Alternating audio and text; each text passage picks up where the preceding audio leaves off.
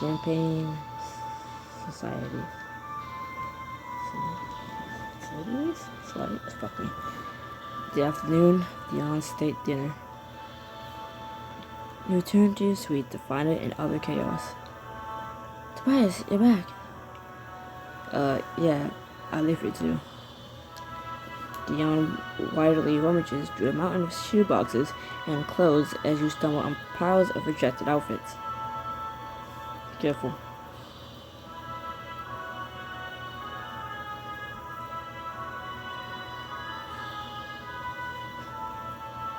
Dion, what's going on? Don't tell me we wake up at the dinner. Our flight to the palace leaves in an hour. On my way. Do you always get this hype for state dinners? The ones I've been to have all been boring as hell. I always get hyped to find the perfect matching clutch. On cue, Murphy wheels a rack of handbags out of her bedroom.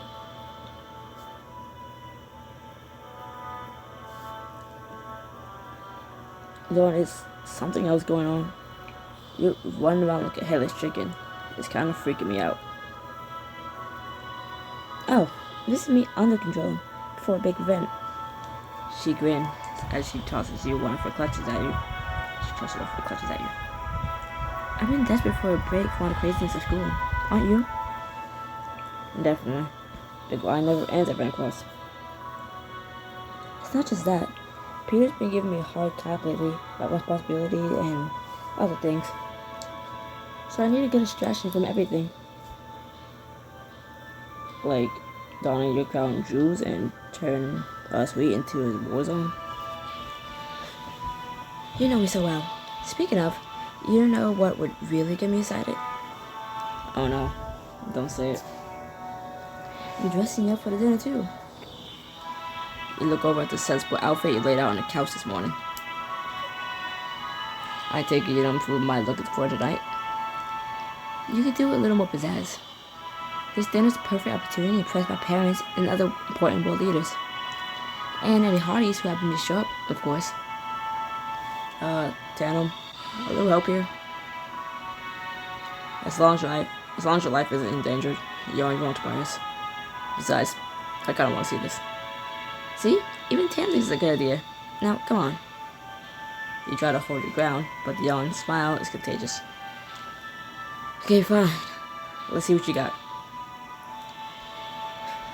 A few minutes later, you emerge from your closet dressed in a lavish outfit. Now that's for a glow up. How is that for a glow up? Take a closer look at yourself in the mirror.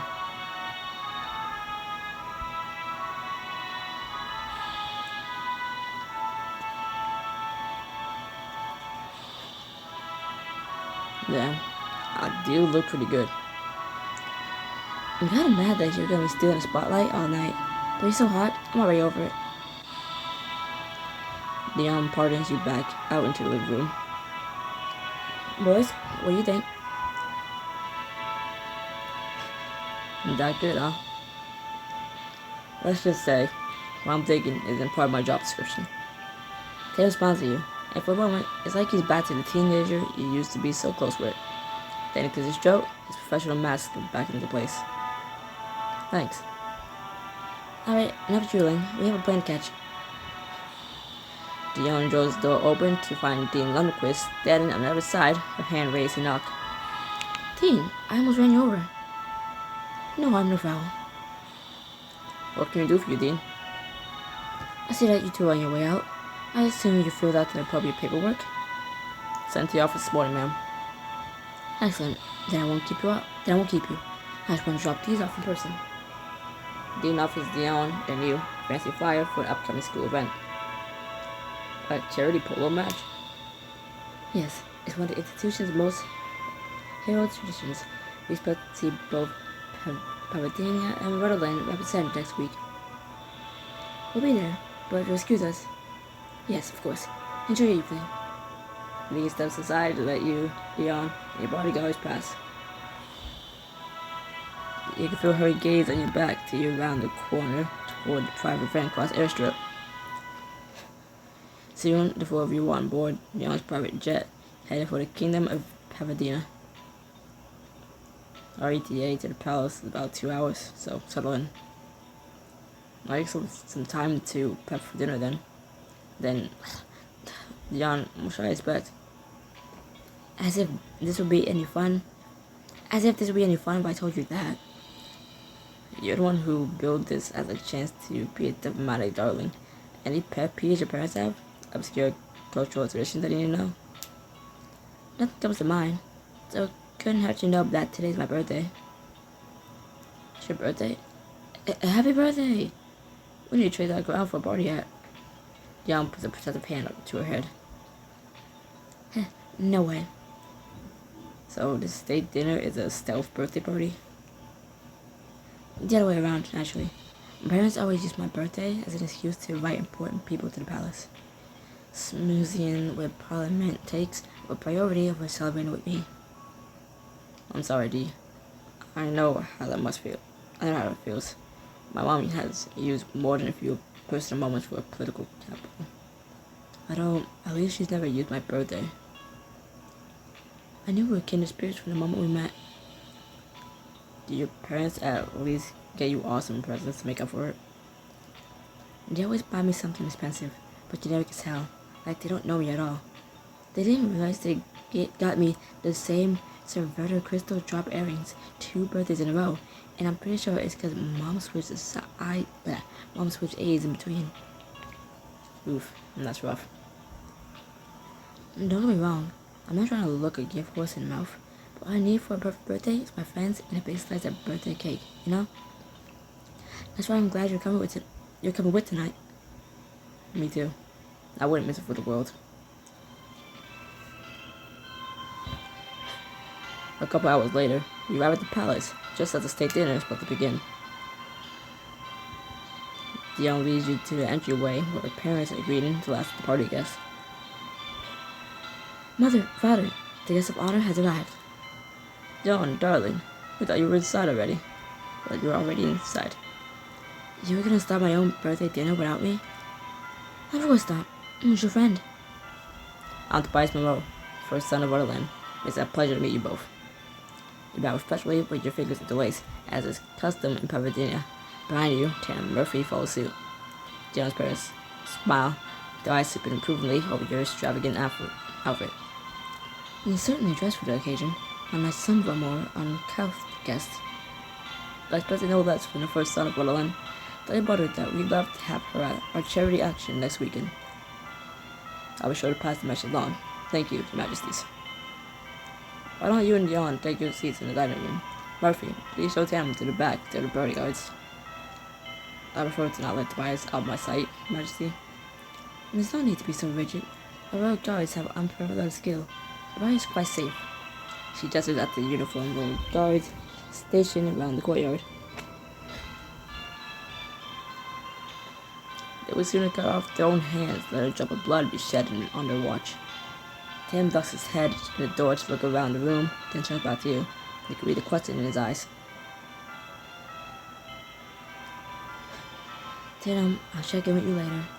Every hour on the hour, if you make it feel better. Leaning closer, lowering your voice. We don't want to offend our extremely royal host. Sighing, he nods. I suppose that will have to do. You be careful. Tatum bows to the young parents again. I apologize if I offended you, Your Majesties. Think nothing of it. We know Murphy will do the same for Dion. Now relax and enjoy the festivities. Murphy guides Tam down the hall, away from the dining room. Dion takes your hand. Come on, Tobias. The sooner we take our seats, the sooner we can eat. Follow Dion into the main hall toward the formal dining room. Are you sure we shouldn't wait for your parents? Won't we be eating with them? Nah, every seat at their table is precious real estate. We'll be off to the side and way out of the way. Before you can ask more questions, you're greeted by a proper-looking man. Princess Dion Mariana Regina Dodora de Rothschild Serrano. It's so delightful to see you again. And who's your guest? This is Tobias Monroe. Tobias, meet Philip Wallace, the Crown Prince of Ameria, and my betrothed. Your Dion's fiancé? It's nice to meet you, Your Highness. It's lovely to make your acquaintance. Tobias is my sweet mate at school, and like we got a whole Van Cross reunion going on over here. You were about to see Blaine and Peter walk into the foyer.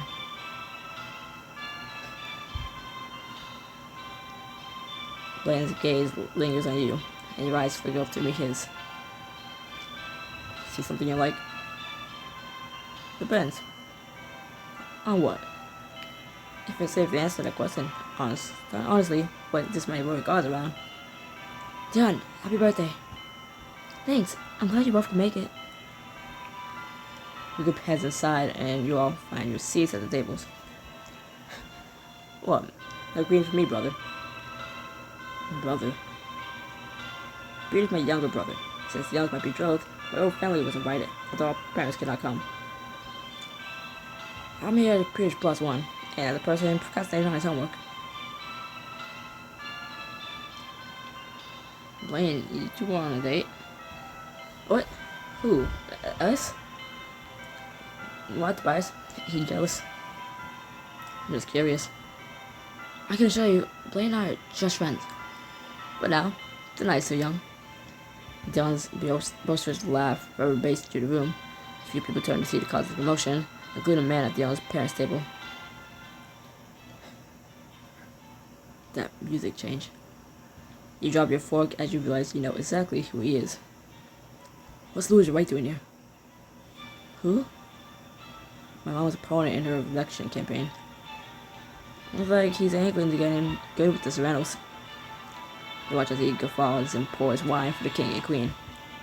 Your Majesties. He seems familiar. Of course he does. He was at Mother's tea last month. So he's talking up all the royals in the region. He's probably trying to convince our people that he's not totally inept at foreign policy. I'm not sure how talking to my parents is gonna make a big difference back in Motherland. Doesn't have to. All he needs is some decent footage from the presidential that he can slap a voice over on top of. You give Blaine a surprised look. It's a more astute political observation than you expected, and he shrugs. It's a Prime Minister's hand specialty. And guess you just have to work even harder to leave everyone here with a good impression, Tobias. Joan, no way. Tonight's all about you. Mom's campaign will keep, at least until after dinner. Joan flashes you a grateful smile as the waiters clear your place and bring out the main course. I wonder if this is a special birthday treat for Leon. You glance over and see her grimacing as she slurps up a tentacle. I guess not. So Leon, how's Van Cross been treating you this year? Fine. I got a few interesting classes, although my debate project has been pretty tough. Good to hear. But there's the things I learned in Van Cross. You never know these two were engaged. It's like they're complete strangers. My voice went from being hella deep to now it's just going upwards. You made it sound like you were there decades ago, not just a few years ago. I'm so glad I didn't overlap at school with Philip. As the conversation continues, clunking along, you find your attention pulled back toward the dais. Frankly, I'm surprised Motherland is so eager to take in refugees, especially from Madonna. Isn't that just imagination? Isn't that just immigration? Adonians aren't being forced from. Actually, I have a fun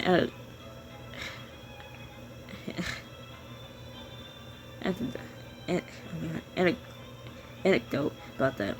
Linus, you're fond of rugby, aren't you?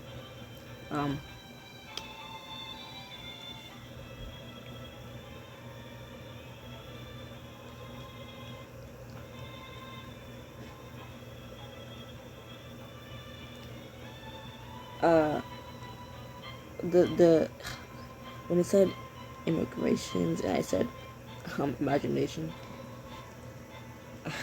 I just want to say I can read. It's just I was moving my phone, so I saw letters I M and I saw the GION and I just filled in the blank and assumed it was imagination. I'm not that stupid. Roy met Louis Rice again? What about Lewis right again? Is that obvious? Oh yeah, I can read you like one of Peter's books. I just wish I could show everyone his true colors. Now let's do it. Before you can process what's going on, Jonas pulled you over to her parents' table. So, what's everyone here talking about over here? This is Dion. It's a pleasure to finally make your acquaintance. For you, maybe. You know Tobias Morel, right?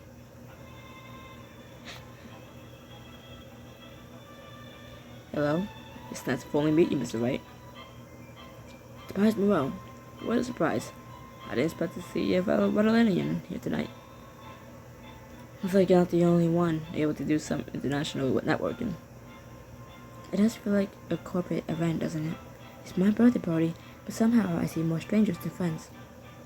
John, what are your manners? And how are you enjoying the evening, Tobias? I know she seemed to be rather friendly with Prime Minister Haynes' son.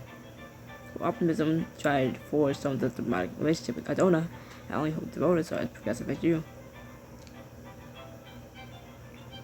I think you can never have too many allies. We've been caught up in our rivalry with Cardona for too long. It's time to come together and put an end to the conflict.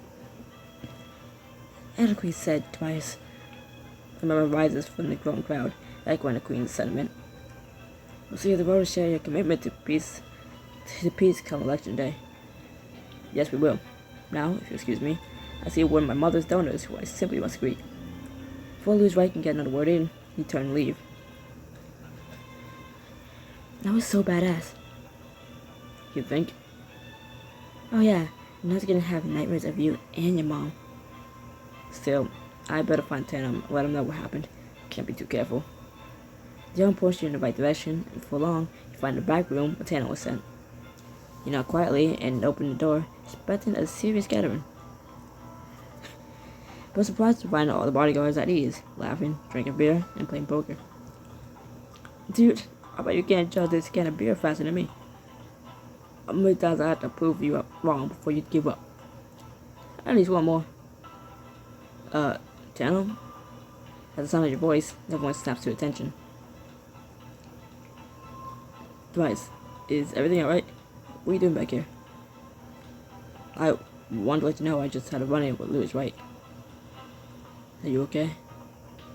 It's nothing. You're trying to get a rise out of me, but I figured you should know. You had to tell me. I'll let the team know right away.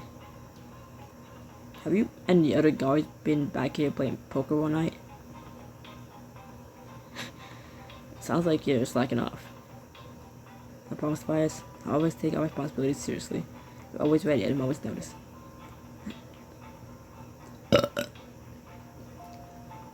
Well, most of us. Ted lowers his voice so you can hear. I haven't had anything to drink, Tobias. I promise. I would never jeopardize your well-being like that. You look into his eyes and see nothing but sincerity. You nod. Okay. Sorry I overreacted. They also a bit on edge for my running with Wright. It sounds like you could use a break too. Why don't you hang out with us for a bit? Join us for a hand of poker or two. If you think you can keep up, that is. Play poker with Daniel. I'm in. He slides into the seat next to Tana. Wait, really? What? Were you bluffing with Daniel, right? Cause if so, I'm calling. Yeah, you got no poker face, Daniel. No, I meant it. I just didn't think you accept. Not where you could be out there enjoying the real party. Damn, the real party is wherever you are. You put her hand on his arm, just a brief. Reassuring touch before turning back to the others. Now, what are you playing? I haven't really tried to make it clear, but I'm trying to go for a tandem route.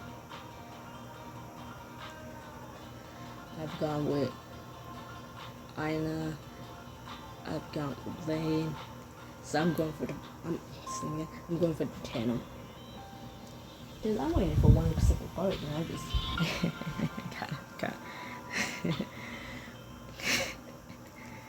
I just think I just thought that part would be funny with Tana. Or awkward, I don't know.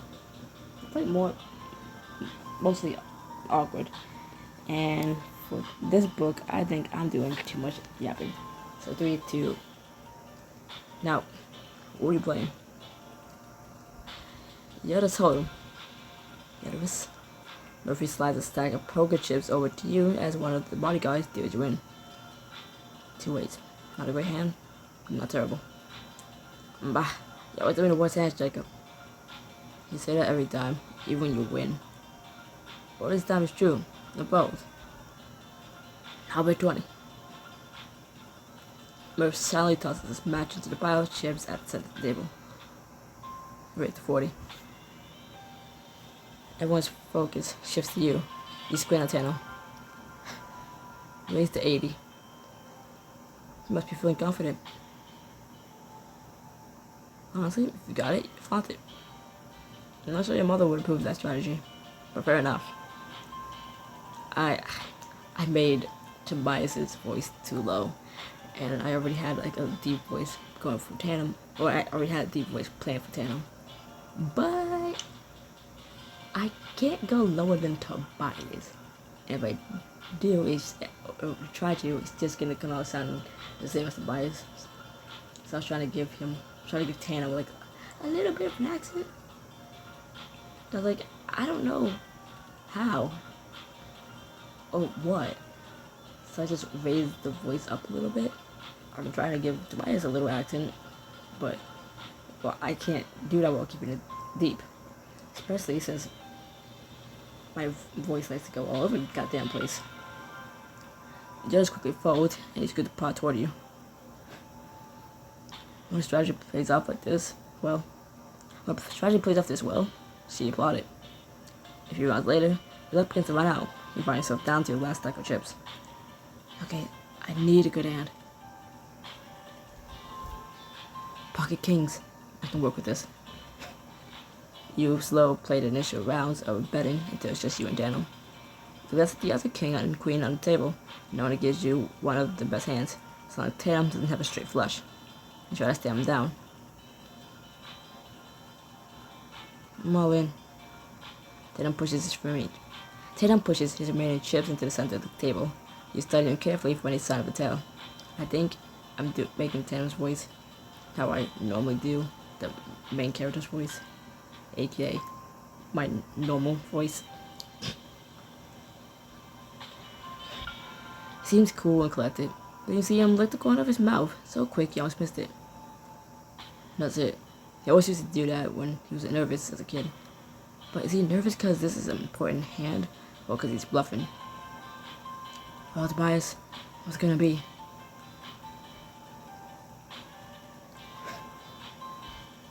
I'm all in too. Slide your last chips into the center of the table.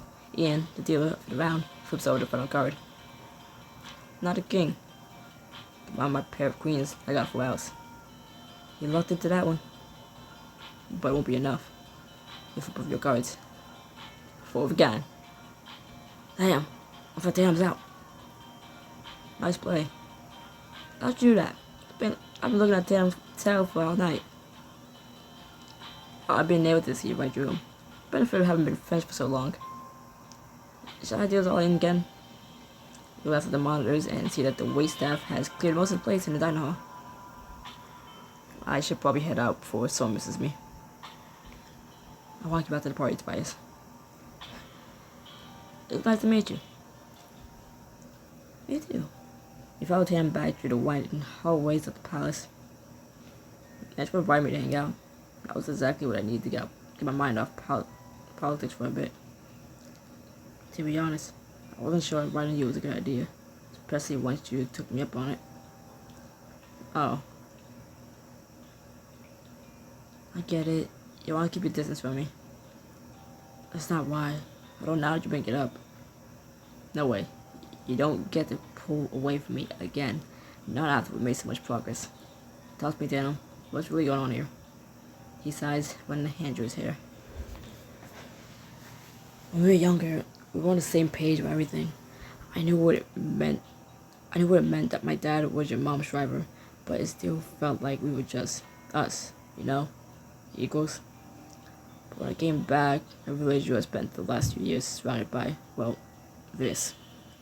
He gestured to the grandeur around him. All your life is nothing like this. We weren't on the same page at all. In fact, we weren't even reading the same book anymore. Then we're still on the same page about so many things. I know that now. I just needed you to kick my ass in poker as a reminder.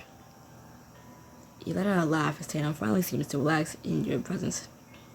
Now, I'm happy to kick your ass anytime. I bit my tongue. Will he allow this? You lean in and press a gentle kiss to his cheek. You smile as Tatum flushes, raising a hand to cover the spot your lips were just touching.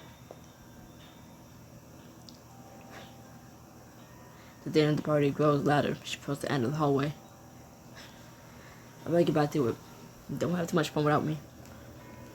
Back at you. You smile over your shoulder at him one last time before walking away. Feel his gaze on your back the whole time. You slip back into your seat just as dessert is being served. Darling, you're a very special treat for your birthday, flown all the way from Paris. The queen claps her hand on a waiter, and a waiter appears when it quickly claps the dessert. Yeah, doesn't even have candles. The waiter sets a fancy pastry down in front of Dion, her lips curl in a polite smile. Isn't it amazing? Much better than some plebeian traditional cake. This isn't what she wants, though. Here, pose for the cameras with Prince Philip. Make sure to smile wide, Dion. Poor Dion. Dion mustard. After dessert, everyone moves to the ballroom where a small orchestra strikes up a waltz. Might have this dance, Princess Dion. Sure, why not? Following the lead, more and more couples start dancing. You consider your options. I know, we should stay away from him. Messy. You tap Blaine on his shoulder. He turns to you, a wry grin on his face. Can't get it off me, huh? Something like that. Now, shut up and dance. You take him into your arms, and the two of you spin out to the center of the floor. You quickly find your rhythm, and all your training since your mom's been in office coming into play. So, you and Peter, huh? I know you weren't gonna let that go. Our countries are allies, so one guy would have plenty of snooze fest ceremonies over the years. Misery loves company. Unless that company is Prince Philip. You glance over Blaine's shoulder to a Dion spinning in her fiance's arms. Yeah, I don't think he's improving her mood. To be fair, I'm not sure there's much anyone can do at this point. His birthday is past the point of no return. My voice is going away. Don't write the whole night up. Don't write the whole night off just yet. I got an idea. Oh my god, my voice. As the song ends, you round up both Peter and Blaine in a corner of the room. I think I know how to turn this birthday around for Dion, but I mean, you don't even know what the idea is. I'm sure I can handle it. That makes one of us. Well, it's not a fully formed idea yet, but I want her to be to sneak into the palace kitchen. Which one? The closest one? I want to bake a traditional birthday cake for her. She said she never had one. That's perfect. We're gonna have to sneak past the royal guards, though. You up for that? You're not exactly a rule breaker. You cast a glance over your shoulder to where the guards line the exits to the room. Well, sneak past the guards with Blaine and Peter to make a birthday. Slip past the guards with Blaine and Peter to make a birthday surprise with Dion. Just improve your relationship and earn diplomacy points. Ba-ba-ba-ba. Armed guards aren't gonna stop me from giving Dion the birthday she deserves. It's excellent, but do any of you actually know where the kitchens are? Follow me. Blaine leads you and Peter into the main entryway where two of the royal guards are patrolling. Stay low and quiet. Stay behind Blaine from pillar to pillar until the guards have passed. That was close. I feel like I'm in a video game. We're not out of the woods yet. You round the corner into the kitchen. To your relief, all the cooking staff have already gone home, except for one last straggler by the door. Hey, what are you doing back here? We're the writers. We were doing palace chef needed some extra hands for tonight's big dinner. But managed to find a lesson to me. Wait, what took you so long to get here? We already finished the dinner service. Yeah, got a little lost at the palace. There are so many kitchens? Well, looks like I can clean up to you then. I'll leave you to it. The chef waved at you before disappearing out the door, leaving the three of you alone. Great thinking, Tobias. Thanks. Now, does anyone know how to bake a cake? How hard can it be?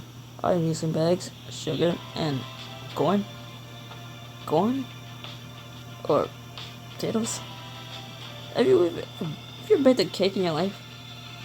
Looks like looking up a recipe online then. Blaine quickly fills the recipe and you scout the kitchen, gathering all the necessary ingredients you list off. Even if you've never made a cake before, why would you think corn goes into it? Have you had a cake before?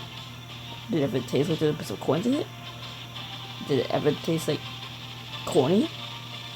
Did it ever taste a bit like mashed potatoes with some frosting on it? If the answer is no to either of those questions, why would you think corn or potatoes go in a cake? Why would you think typically savory things go into something sweet?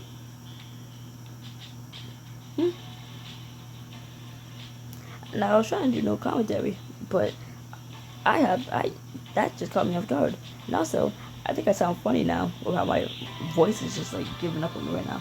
So, deal with it. Next we need 1.5 cup of flour. Also, I can't really do other voices besides Tobias because I can't ever keep my voice at an even tone.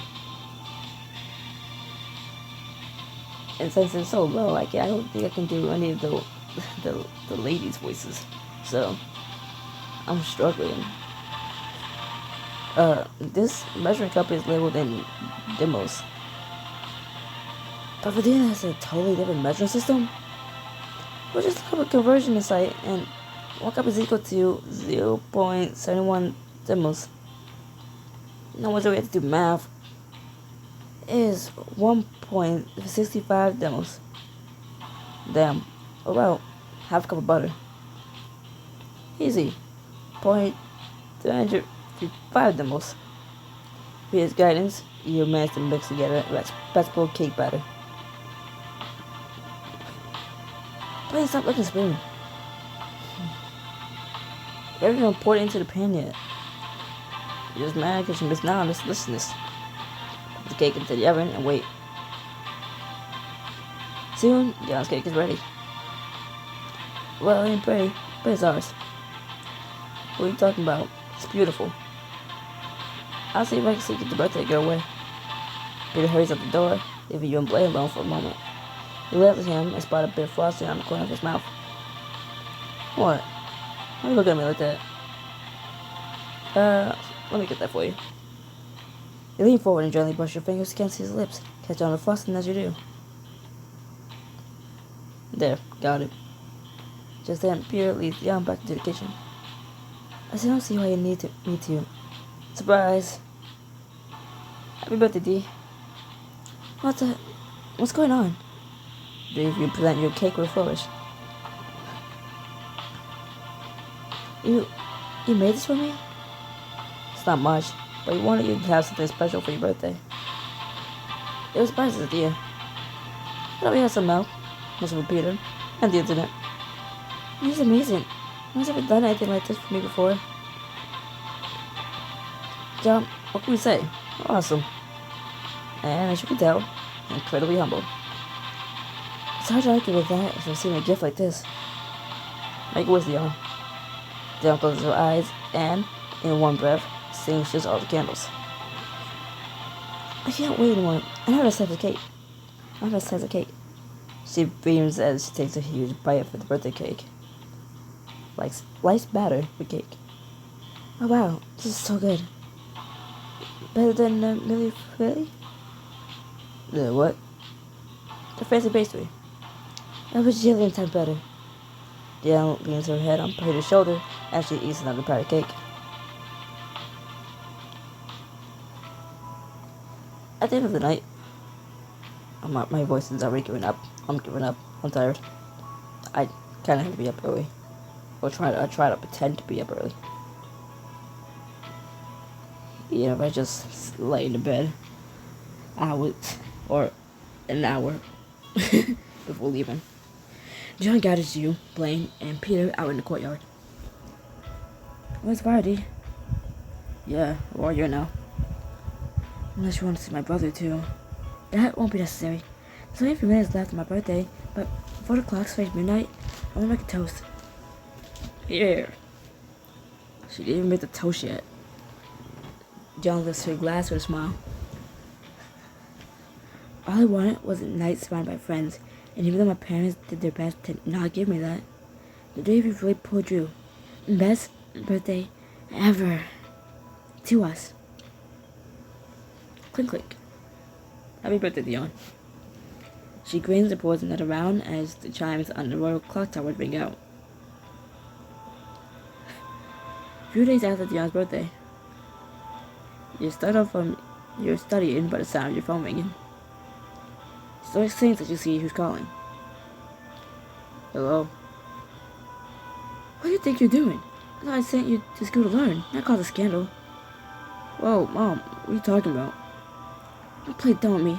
I thought we both agreed that you keep your distance, but you've been spending no time with playing Haynes anyway. Busted.